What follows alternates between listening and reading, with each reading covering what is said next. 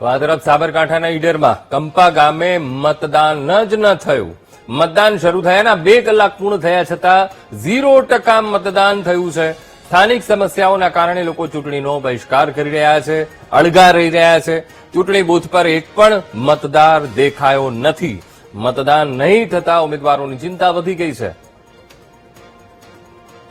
સાબરવાડનું આ કંપા અને કંપામાં એક પણ મતદાર એ ત્યાં ફરક્યો નથી. ઉમેદવારોમાં ચિંતાનો માહોલ છે, કારણ કે હજુ સુધી 2 કલાક જેટલો ઉપરનો સમય થઈ ગયો છે, 2.25 કલાક થઈ ગયા છે. કારણ કે 7 વાગ્યાથી આખી આ મતદાનની પ્રક્રિયા શરૂ થઈ ગઈ છે, પણ એ છતાં પણ હજુ મતદાન નથી થયું. તો આજ મુદ્દે સંવાદદાતા સંદીપ ફોનલાઈન પર જોડાઈ ગયા છે. સંદીપ, ઈડરનું કંપા અને કંપા ગામે હજુ સુધી મતદાન નથી થયું. 7 વાગ્યાથી આખી આ પ્રક્રિયા શરૂ થઈ ગઈ છે. શા માટે મતદારો પહોંચી નથી રહ્યા બૂથ ઉપર?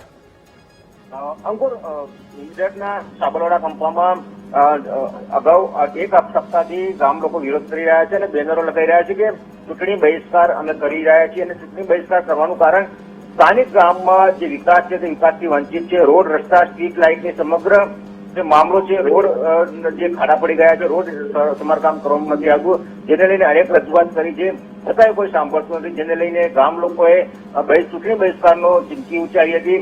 આજે ગામ લોકો અને સ્થાનિક લોકોએ ચૂંટણી બહિષ્કાર જે કર્યું છે, જે ચૂંટણી બહિષ્કાર કરવાના કારણે 2 કલાક થયા છતાં પણ હજી સુધી કોઈ મતદારો વોટ કરવા કે મતદાન કરવા પહોંચ્યા નથી. એટલે કે મતદાન નહીં કરીને રાજકીય પાર્ટીને ખળભળાટ થયા છે. રાજકીય પાર્ટી માં દોડધામ મચી ગઈ છે ને સ્થાનિક આગેવાનોને સમજાવવામાં આવી રહ્યા છે.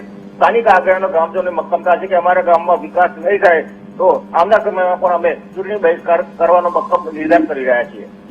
જી બિલકુલ સંદીપ, સમગ્ર માહિતી સાથે જોડાવા બદલ આપનો આભાર.